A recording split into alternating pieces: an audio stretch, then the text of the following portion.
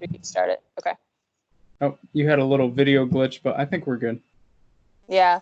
I've only ever done this one other time, and like it would freeze up occasionally, and like I could still hear the audio. The audio never froze, but the video would, Oh, okay. or vice versa. So if anything happens, I'll just be like, hang on, I I can't hear noticed you you. haven't And done a live thing in a while.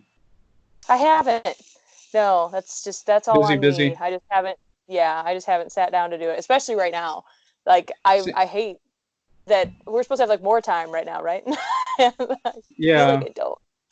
I know So because I work here for 8 hours, and then after that, my wife's like done with the kids, so then I'm entertaining them, and then we do dinner, and uh-huh. then all this kind of stuff. And I thought I'd have a bunch of extra time. Like I want to create things. I thought like I'd like to, I don't know, write something, write a script for something, but just didn't get there yet. So Yeah. I don't know. I'm just No. doing this for fun for the meantime.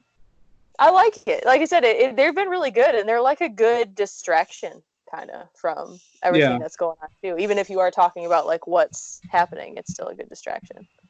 yeah. Okay, so I'll hit the live button here.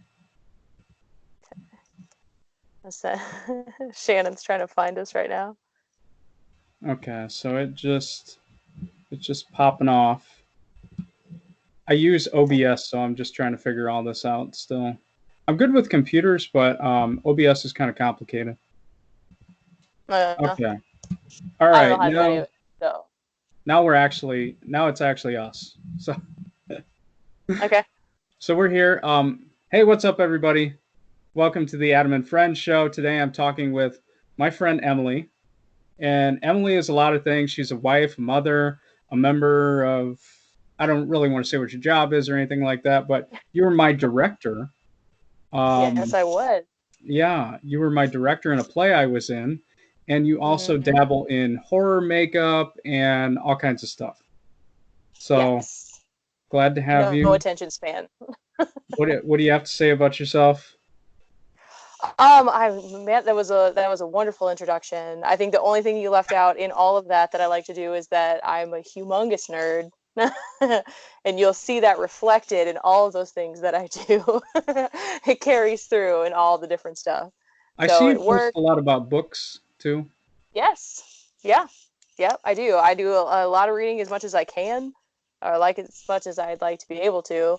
And then for fun, I'm part of a book club that reads a lot of horror and gothic novels and things like that. Shocking, I Goosebumps? know.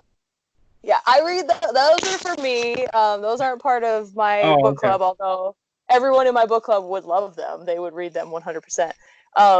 But they they're ones that I just do for me for fun. I have proudly put together the entire original Goosebumps book collection as of this year. I got the last few that I was missing. I have the whole original 62 of them, right? Wow, Yeah. that's pretty cool. Um, and I have a bunch of the Fear Street ones, but I don't by any stretch have all of those. I actually looked up a list of like the order in which they were produced, and hey, girl. And there's way I've too seen many. most of the television shows, and she loved the movie, the second one in particular. Like Yeah, Aspen watched that movie, I would say maybe 25 times to be realistic. that's Because awesome. she liked Slappy. That's Did you? impressive because a lot of people do not, grown-ups and kids alike. She's a She'd brave walk one. around for a while, be like, "Hello, I'm a dumb." She's pretty quiet about it right now. Um, Oh, you she gonna be bashful? yeah. Hi. Sorry, Okay. All I'm right. trying to share. Ooh, I think I got this to share to my timeline now too. Haha. Cool. So, how are you handling the whole coronavirus thing? Are you still working? Are you like quarantined up or A little bit of and both. A little bit of both.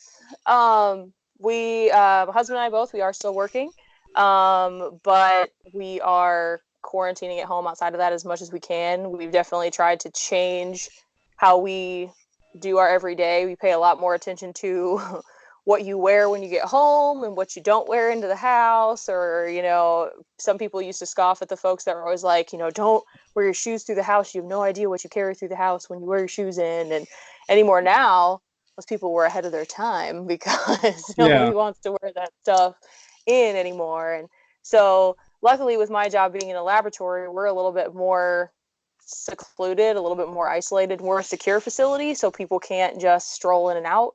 Mhm. But there's still a lot of people, and so all in the one building, and they've done a really good job to kind of move people around. They did some shift adjustments and stuff like that to really minimize exposure to each other. Luckily, because we're already in like a sterile setting, I mean, we were practicing 6 feet before it was trending.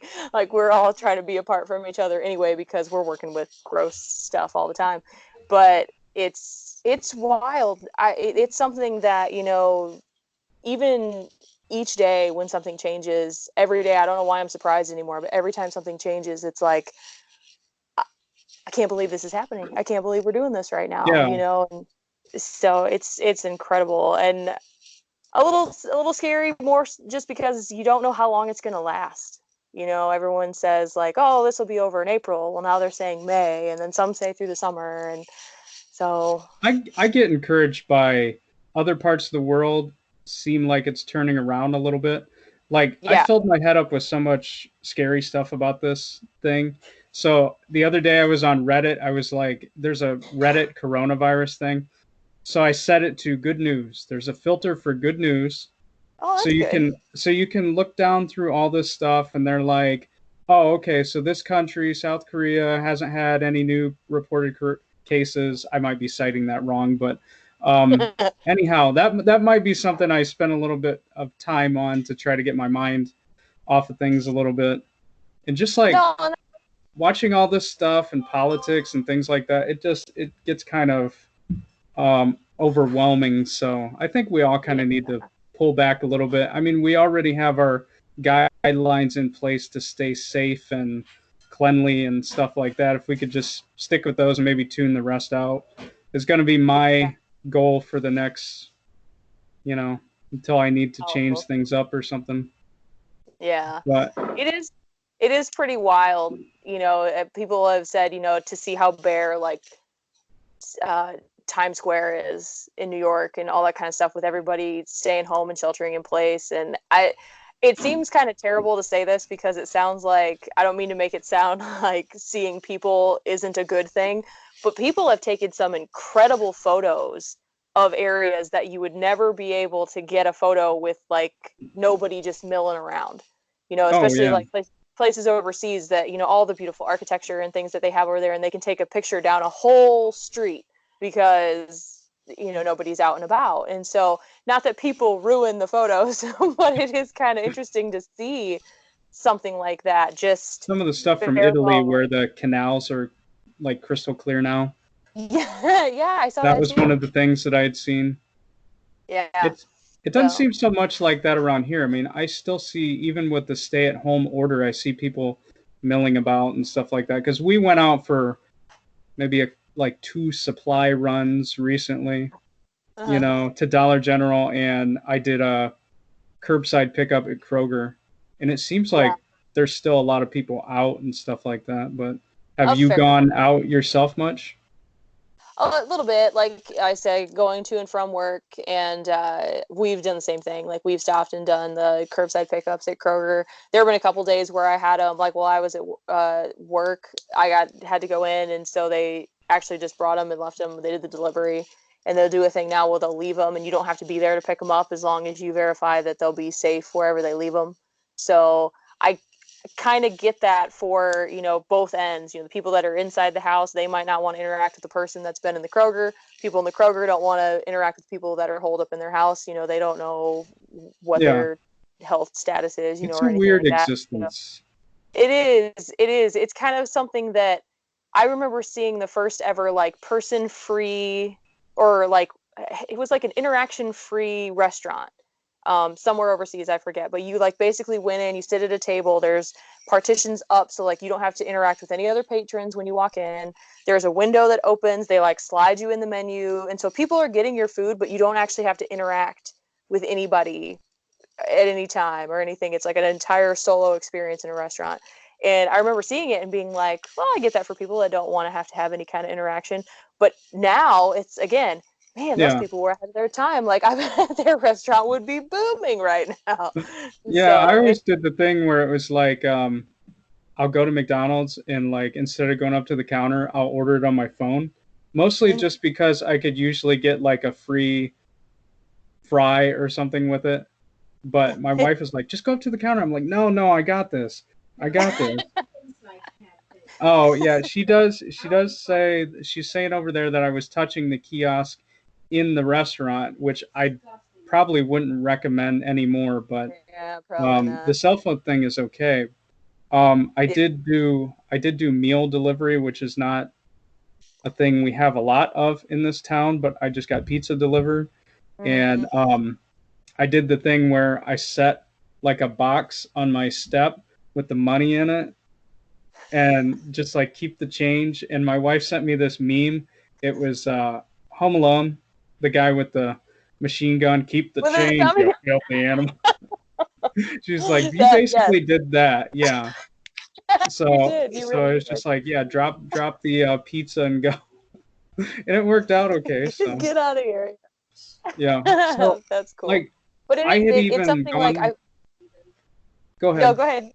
I was gonna say I even went down the rabbit hole of like, okay, is this food safe to eat if it came from somebody else? And it seems like even if they directly like sneezed on it or something, it just doesn't survive in food for very long. So I've not looked any of that up. That was something I kind of wondered too. You know, we were sort of talking about that stuff. Because you know, those are things that are there that are essential, the grocery stores and the restaurant pickups and all that. There's no, unless everything is completely shut down and turned off in a sense, you know, there's no way to really avoid all of it. And so, I do kind of wonder about that. I've read some of the different things about how it survives on different surfaces, you know, the difference between glass, metal, plastic, and all that kind of stuff. I've not seen anything about like how it would do on food or anything like that. It's a scary thought. But some of that too, you kind of, having this happen now, it's probably, even after this threat is over, it's going to be something you're always going to think about when you order. Oh yeah. Or like when you go out and interact with anybody, like the whole like constant hand sanitizing and stuff will probably never end, even after all this. Just because like I think it'll probably change our culture at least for like the next 5 to 10 years, and then for all of us people who went through it in adulthood, it'll be like when we're older, we'll have all these hand sanitizer bottles and people will be like, why does grandma do that? Oh, because she's old and she went through the coronavirus. You survived. It's like people who went through the Great Depression, you know? Yeah, it is. It's kind of interesting. You know, I remember, I don't even know when, it was back during like, you know, college and stuff, when you think that you have all the answers and you're going to solve all the world's problems. Like, I can remember talking to some people and saying like, you know, other generations had like their big happenings, you know, they weren't necessarily good. They weren't things that you were, you know, would hope would happen to you, but you know, some had like the Great Depression, some had the different wars and all that other kind of stuff or whatever. And it was like, we don't really have like, we already had 9/11. I mean, right. And so, I thought we were good there. we had ours covered. Yeah. So I've thought back on that, you know, like the naivete back then, to think that you had to have your something, like not even like a claim to fame, but like, again, like something you survived, something you went through, like our walking to school uphill both ways kind of a moment, you know, when we're older, like you said, you'd be like, oh, well, you don't know what it means. But again, like the survival strategy for this is to stay at home. I mean, it's super convenient, and I mean, if not for all things, but it's kind of nice to just, you know, okay, I'll stay home with my family. They're cool folks. I'll hang with them. so you've got kids. Another kid shows up here. You've got kids at home, sort of like I do. Are you like the teacher now? Are you in teacher mode with them at any point? The older two, we're with them last weekend, and so we've gotten to do some things with them. They're at such a fun age. Like the stuff they're doing it's fundamental, so it's so important because it's the foundation for everything they're going to do going forward. But it's fun. It's the like getting into accelerated reader and like scholastic reading and all that kind of stuff. And I mean, again, I'm a huge nerd, so I love that stuff. And so it's getting into that, starting math, addition, subtraction, learning numbers, counting to 100, learning their address. Like, it's things that you can turn into a game. You know, we have a sliding glass door in our house, and so I got out dry erase markers, and it was like, okay, we're gonna have a test. And it was like, and you can write your answers on the window, and they're like, what? We can write on the door, you know? And so you can do fun things because they're at such a young age. And so we only get to do a little bit with the older two, and then Carson, being in preschool, we get to do some stuff with her, but she doesn't have a lot of like organized at work, or excuse me, at home curriculum yet. Like, she didn't really have homework or stuff that they needed to send home. And she actually, tomorrow will be her last day because she's been in a daycare, so she's been able to keep going up until tomorrow. Is that going to be hard to make those arrangements then? Like, it's tricky. We're balancing it. We're gonna have to split the day, so one of us will work earlier, one will work later, and it'll be hard. We've never done that. Like, we've had certain nights where that happens because, you know, Shannon works at a job that goes on beyond when I get done, since I work for the state. But we're balancing it out so that we can make it work. So my parents, Carson's grandparents, I think, are very upset with me because I haven't made the plans to send her to stay with them. I think that would be the preferred method. Okay. Yeah, so we're keeping her here with us. They're taking care of my grandma and stuff, and so well, you have to get on Skype with them. Yeah, so we're definitely gonna do that. Yeah. So we check in with each other all the time and make sure that everybody's doing okay. And I send updates, and my dad will joke like, "Oh, I'm sorry, I stopped reading after you said Carson was still going to school. I'm not interested in any of the other stuff." So I know there's not like a lot of people in the state of Ohio that actually. Well, I mean, there's quite a few if you look online on coronavirus.org. People who have coronavirus. It's not in the tens of thousands yet or anything like that. But do you know anybody that has contracted it or is affected by it? I don't. No, I don't. Thankfully, that's a I know. Good thing. Yeah, I've been really thankful that we don't. And, you know, and I hate seeing where people are starting more and more to say that they do, that they know friends that have it, family members that are finding out that they have it, people that are anxiously waiting test results and stuff like that, you know. And so that's kind of hard. And our work has sent us a couple like informative videos and stuff. And there was one YouTube video that we were watching that it was, I don't want to say scary because it's never what you want to say, but it was giving illustrations for exponential growth, which is what they're battling and why they're doing the quarantine, because they're fighting that exponential growth of the infections. And so they were saying that this is something that it doesn't seem like it's bad until it's terrible. And so they used an example of like lily pads on a pond. And so like if you have one lily pad on a pond, they reproduce once a day. So by the next day you have 2, and the next day you have 4, and so on and so forth, and like exponential growth.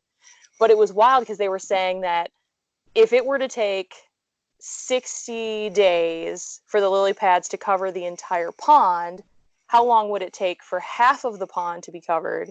And the answer is 59 days. Because by day 60, that has doubled, and now the entire pond is covered. So like you go little by little by little until all of a sudden, boom, everything's covered in lily pads. And so they were saying that when they talk about like stopping and flattening the curve, they're saying like things progress little by little. They don't seem like they're that bad. And all of a sudden, like, everybody's got it. So science is terrifying. Yeah, I mean, the good stuff about it is it seems like this state in particular took it seriously and has done a lot to work against that progression. So, I mean, that's a good thing. Yeah. Hopefully we don't end up like Italy or anything like that. But okay, maybe something a little bit more fun. Like, have you had much free time to work on any kind of new creative projects or anything like that? I know you do a lot of things involving acting and stuff like that? I have not had as much free time as I would like, but Right. that's everybody's whole life. So, but I have been lucky to be able to sneak a couple things in. I recently I got to do a little bit of voice acting for a Ooh. podcast. Yeah, I'm not sure. It literally just happened like yesterday, so I don't want to say much about it just yet, in case for whatever reason, like I'm not supposed to, because I don't know all the rules just yet. But it was pretty neat. It was something that, like, I mean, from us doing the dinner theaters together, like I've done stage acting before, and so like in our plays, especially where we're doing comedies and you're playing all these silly characters, like we've done silly characters and silly voices before and everything, but Yeah. I've never done something where it's just my voice. And so there's another bit of voice acting I'm working on for a friend of mine named Corey, who it's like the tone of it's kind of ominous, and stuff like that when I'm doing it. And so it's cool, but it's not like like up down, like real dynamic. And so this one that I got to do, the voice kind of varies. And so in talking to some of the people that do it all the time, I was like, this, I've never really done much of this, so I welcome any kind of feedback that you have for how to do this. And they said, well, just however you would normally say a line visually, like if you're standing in front of a crowd of people, make your like your I'm gonna totally lose the word here, but like you want to be bigger, because you want, like, if you're surprised by something, you can't use, like, if you're surprised and you go like this, like you don't have this motion to emphasize how surprised you are. Like you have to get all of that out in just how you sound. And so we went through it and we did it, and it was a ton of fun.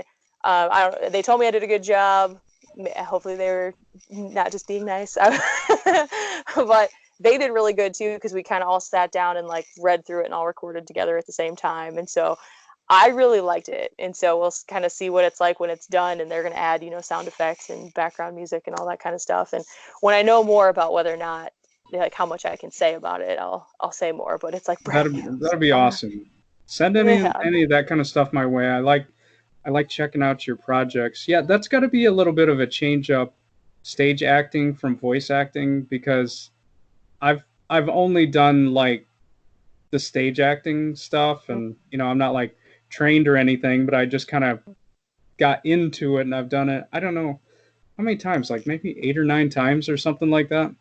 But it's I always don't know. That'd probably be right for the number. Well, not just to say that our shows are the only stuff that you've done, but you've been probably 8 or 9 of our shows as at far least. as like stage acting stuff. I just do that every once in a while, and that's about it. But I know when you do that, it's kind of like overacting, like blah blah blah blah, But Yeah. with like voice acting, some of that stuff you probably got to like deliver it more like regular people would talk, I would think, instead of Yeah. the overacting. I don't know. Yeah. I kind of spent some time thinking about this, because it would be fun to do some kind of like animated thing or something like that. That's kind of another one of my, like, my brain goes into all different directions. Like, oh, I'd like to make movies. I'd like to make animations. I'd like to make, write a book and publish it on Amazon or something like that. But I feel you. Yeah. I I, notice, like, sometimes with creative stuff, you kind of like get a lot of that in your head, but then producing all that stuff is the hard part. So yeah, absolutely. anyhow, I'm And kind of rambling. you're fine. No, it's okay. And so, no, I get that, and I'm the same way. I'm all over the map. So, I was lucky that the people that asked me to do that thing, that I told them I was really excited that they thought of me to jump in and do it, because I'm not a name in that arena, or anything like that. I've not done any of that before, for them to be like, oh yeah, I've heard about this Emily chick, we should get her. Yeah, there's none of that. I have no portfolio in that area. So I was really excited that they asked. I was really flattered to get to do it. And I did it, and I really liked it. And so, like, with any of that kind of stuff, it's one of those, just like you said, I'm all over the place. So like I get to do the dinner theater stuff, and how crazy I get about that, and I'm back every year to do it, and I can't ever get enough of it. And then I got to do some movie acting, and that was incredible too. I want to do more of that, and then this and the other thing. And I recently got to start painting again, and Oh wow. yeah. Again, I don't have a big portfolio in that area either, but it's something that I just like to do. But it is, and it's hard. And sometimes I get to the point where I can't decide what I want to do. And, like, do I want to do this? Do I want to do that? Do I want to, figure out how to do my own thing? Like you said, I'm around some people now that are incredibly creative, and I'm envious of how quickly they can have the idea, get the idea out, and then like turn it into something there in front of everyone else, and so hopefully someday, little by little, we get to do some more of that stuff too. But right now I'm just loving knowing people way cooler than me that do all this Are stuff that kind of just these let me sneak in. are these connections built from, like, I know you went to horror conventions and stuff like that? Some of them are, yeah. A lot of the ones, it's actually really kind of wild. So one of the connections was somebody that I've known through being part of the horror industry, whether it be the costume shop that we ran, or going to conventions, whether we're doing it as a vendor or doing it just for fun. And so a friend of mine named Lucian Klein, she's a model, and gosh, she's everything. She's a model, she's a producer, she's an actress, she's a director now, and all this kind of stuff. And so she threw out a pitch for a silent film that she was doing called Goetti that was about witches and like a little ritual thing or whatever. And so never done anything like that before. And I told her that. I said, this sounds super cool. I love the stuff that you do. I'd love to do it if you don't care that I have like zero film experience whatsoever.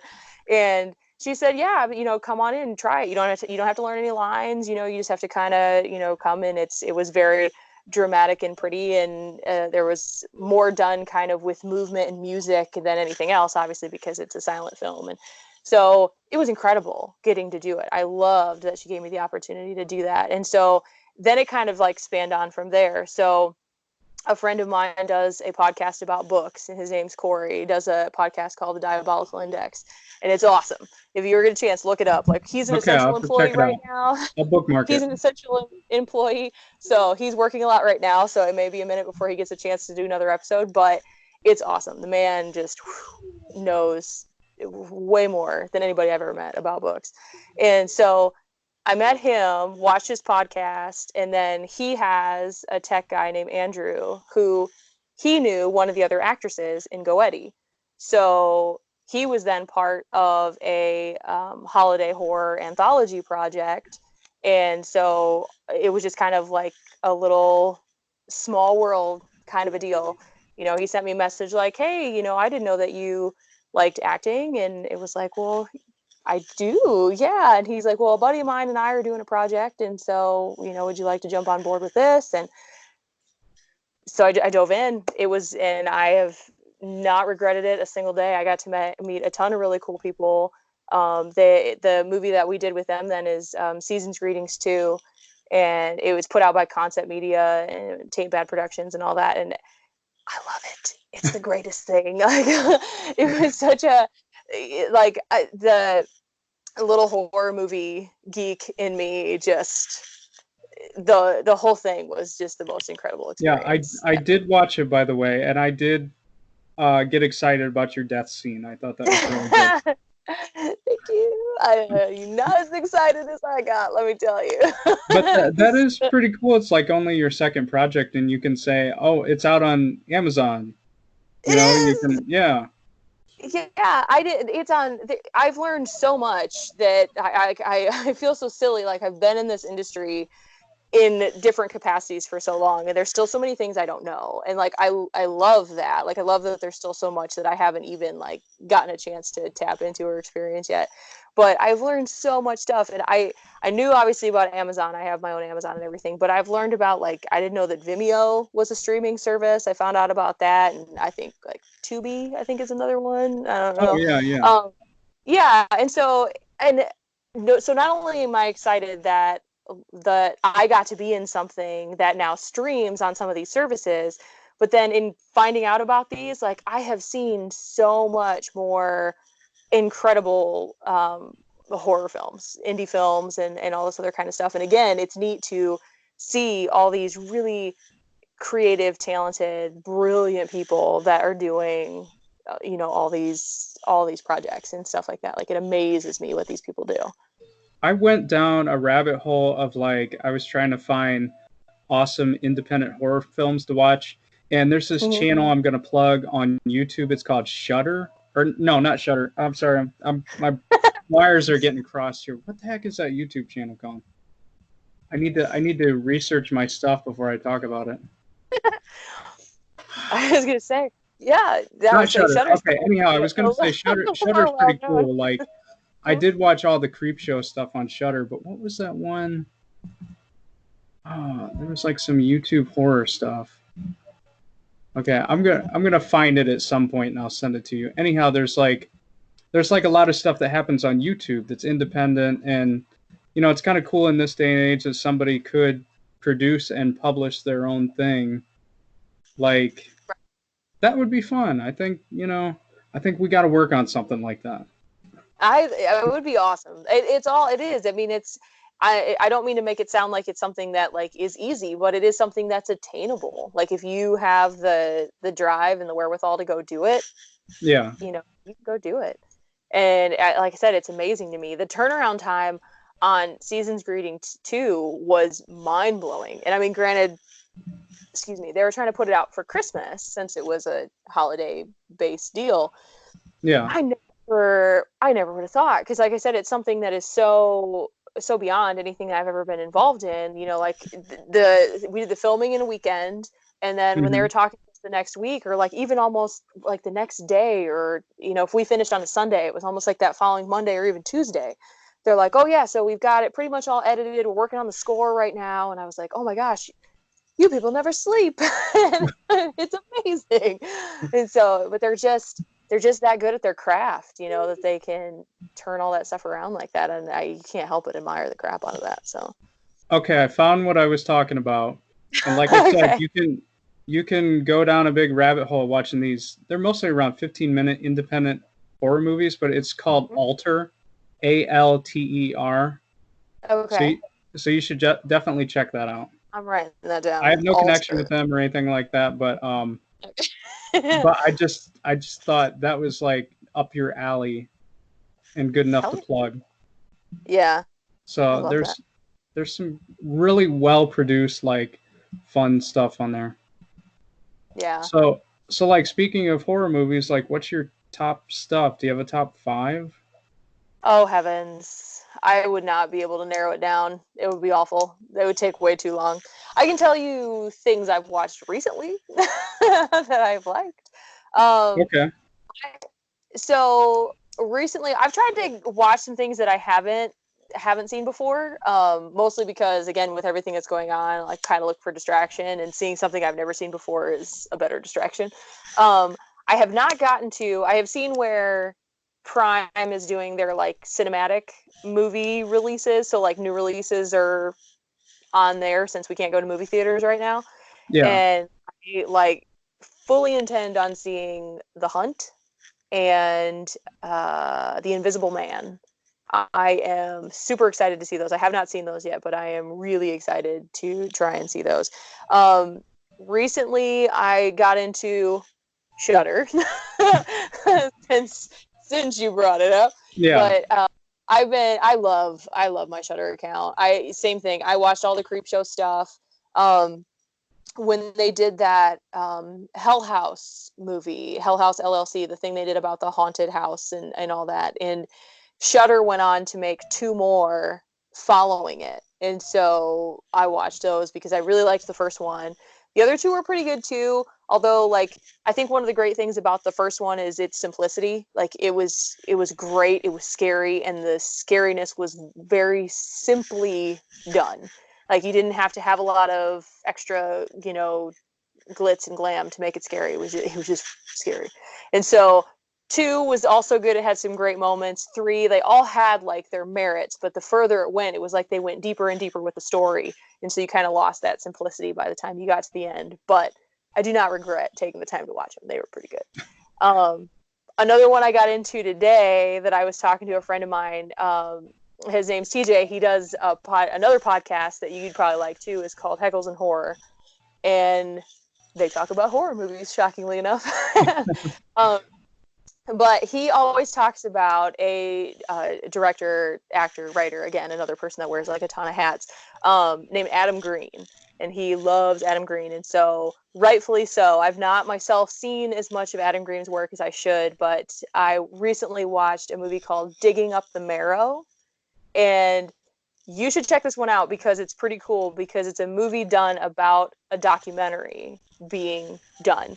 So it's almost like when you watch like a show within a show, or like a play within a play, but it's a movie about the progress of a documentary being made, and it's a documentary intending to get proof of the existence of monsters. And it is awesome. Like the acting in it is phenomenal because they're doing such real life stuff since they're making the documentary, but it's for film. So the realistic conversations and the nature of that, it's awesome. Look it up. I'll have to check it out. Digging up the marrow. Okay. I'm bookmarking little things over here to check out in the future. Yeah. Okay, this may be an easier question for you as far as top stuff goes. Like horror villain, top horror villain of all time. Be it Freddy, Jason, Chucky, Michael Myers, Pinhead. I'm going with 80s stuff, I guess, but I guess you are right in that vein. I would have to say that probably my favorite of all time is, and it is probably not someone that's in your general radar, would probably have to be Pumpkinhead, if you count him. I have seen all of the Pumpkinhead stuff. It's been a while, but the creepy alien, and I can't think of the actor's name, but he's like always kind of the opposing force against the Pumpkinhead. They're pretty good stuff. I would have, and I would have to go there because that is, I think you and I have had this conversation before. That is the movie that I can remember being one of the first horror things that I saw at too young of an age that probably has shaped me into what I am today. Like, I can remember it being something my dad watched, and I've told the story to people before too, where like my bedroom was situated as a kid to where I could find this perfect spot along the wall that I could see into the living room and see what was on the TV. And I remember him watching that and me being like huddled in that little space and watching it because I was curious about it. All kids are, especially when you're told, oh, don't look at this. Of course you're going to try and see what it is. And so I was there huddled in and I was watching, and wouldn't you know it, my dad got up for something and like came out, busted me, and it was like, all right, come in here, sit down and you can watch it. And some today would probably argue that that's not good to have done to a child, but I'm so thankful because it scared the crap out of me, but I've loved that as like a start to all of this. And so my first one would be Nightmare on Elm Street, because I actually saw, I think it was the second one when I was about like 6, and we did let my son Jaden watch the first Nightmare on Elm Street all the way. He's 8. So he watched that all the way through, and then he's like, meh, I don't know, there's too much blood, it's kind of gross. It's like she's on the ceiling and stuff, and there's like blood coming out of the bed and everything. And he was not impressed, I guess. It didn't have the same effect. It was just kind of weird for him. So I remember liking Freddy early on, and I had this thing with the Predator too. Like, I would be afraid for a long time to go out at night, because I think the Predator would be dropping down from the trees or something like that. Yeah. But I think probably Jason would be my top guy, just because the mask is so iconic. He's just like this silent, unkillable thing. He's like the ultimate as far as a villain in a horror movie goes. Yeah, and he's been into every possible, area that you can be it the woods or boats or space or hell. I mean, he's survived it all. Soon he will be in the corona pandemic. It's just coming to people's front doors and picking them off because he's not going to find them anywhere else. So So, I think I could see like a lot of good projects coming your way because you're always positive and good to work with. I know like as a director, you could just be like, stop doing that, that sucks. But you have this attitude more like, oh, let's try this. This might be better kind of thing. It's like a spoonful of sugar a little bit with that. oh, So thank you. so I how do you keep the general positive vibe that you got going on? Share that with uh, us. well, oh, there's so many different things when it comes to like when you talk about trying to stay positive for like the dinner theater group. I know it'll sound cheeky or hokey when I say it, but like seriously, you guys, the group that I do this stuff with, it's you guys are the reason that I can stay positive about it. And what I mean is like, sure, there's times where we've been like, oh, hey, we should do this, and I'm like, nah, let's do that, or whatever, or like, okay, maybe not quite like that, but we could do this. But more often than not, you guys will come up with stuff that I never would have thought of. And that is the best part of any of it is getting, yes, I get to take care of like telling you where to go, where to walk, when to enter, when to exit, blah, blah, blah, all this other kind of stuff or whatever. But there are so many little nuances to your guys' characters that they're you guys. And you have taken them and turned them into something that is perfectly your character, and I could never do that. And so like I remember after the show, all three of my kids got to see the show, and so they were all talking about it afterwards, and they're like, oh, this part was so funny. My oldest, Aiden, he loved the part when Derek, puts his axe on his shoulder and they play the music that says he's a man, or whatever. He thought that was the funniest thing in the entire world. And I told him, I said, well, I didn't even tell him to do that, but I said that was totally his idea. He picked out the music, and he was like, oh, so he can do that? And I was like, yeah, that's the fun. I said, sure. I hope Derek is watching this when I say this too. Sure, Derek's ideas are not all that, they're not all great, but for the most part, they really are. He's so creative. He's so funny. And so it was neat to see, Aiden, who's grown up, or any of my kids growing up, to see that when you're a part of something like that, even though you have the title of director, that doesn't mean you have to decide everything. Can you? Sure, that's your power, but sometimes you don't have to. And then, like I said, you guys come up with brilliant stuff that I never would have thought of. And so I like that in some of the other projects that I've gotten to be a part of too. I've gotten to work with directors that do the same thing. When we worked on Goetti, Lucian had amazing ideas for stuff. One of the things I loved about her is someone would be like, oh, do you want me to do it this way, or would you rather do it that way? And she's like, oh my gosh, I never thought about doing it like that. Let's do that. That would be better. And it's so neat when you come across things like that, or and doing some of the stuff with seasons readings too.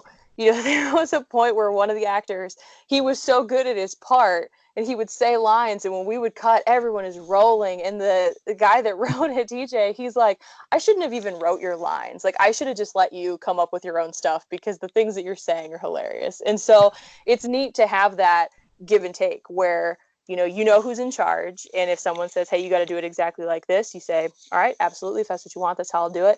But then you do have those moments where they're like, you know what, that was freaking great, keep it just like that, do it the same way, or whatever, or something. And so it's really cool. And then when it comes to just being positive in other regards, it's so easy to get upset about things. And not to say that I'm never upset or frustrated or anything. Like, I'm human, it happens to everybody.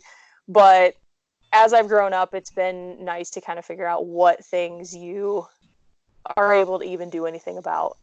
I struggle with it. My husband will tell you, if he's not already commenting on things already, to say that I have a lot of trouble like relinquishing control when it comes to things, just because in a way, as I think as a parent, it almost feels like that's how you protect your family. Like, okay, this should go this way or this should go that way, and that's how you kind of keep order in your universe, or whatever.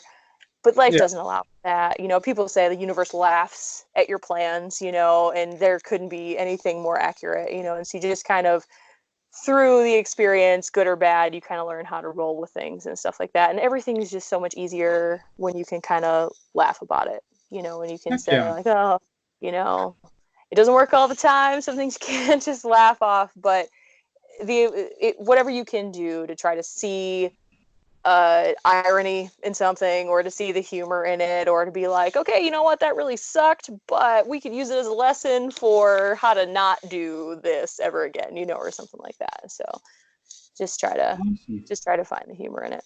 So I could go with that. That's good, wise words from a wise person. And I'll just throw something out about the theater group I was kind of thinking about is the great thing about that is all the people that are there because they want to be there. And I think that fosters a lot of positivity and creativity, because nobody's really cashing a check or anything like that. It's just like, we're there because I wanted to do this, that kind of thing. I mean, I showed up mostly for beer and stuff, but... And because I had a part that I wanted for a guy with a man bun. Yep. I mean, that's always a positive, but good words to live by. Yeah, it is. It's good, and you build that like sense of family. You have a whole nother family, too, that you can. We talked about how once the play was over, it was weird not seeing each other. We had been around each other almost every day before production, and then it stops. And it's the same thing with a lot of projects. You build that family amongst each other, and so, but it's nice that you always have it to go back to. Like every year when we pick out the next show and start back up again, it's like it never stopped. It's like we never stopped seeing one another. And so you gotta love people that are there for the fun of it, to entertain. We get to the crowds that come to see that show, they know what they're coming to see, and for that little bit, like, if there are things that they're worried about, we can help them forget about it, if only for an evening, while they sit and drink and laugh and everything else. So. Well, and looking forward to future theater projects, whether we have to have dividers in between people for social distancing, there's got to be a way to make it happen. So. Yeah. If we got to do like live streams of our show, could you imagine? Yeah. So I guess that's probably about all I got for you. I've kept you 47 minutes and 16 seconds, so. Jeez. Well, no, but thank you. This was really awesome to get to do this. I love that you're doing this, because the other, you said you haven't done very many, but you're doing a really good job. And the other ones that you've done have been really cool. So happy to do it. Yeah. Yep. Good to see you, and I will wish you a good night. And thank you, people, for watching. Yeah, thanks so much. All right. Bye. Bye. Okay, I ended the live stream, so I'll see you. All right. Bye. Thanks, Adam. Thanks.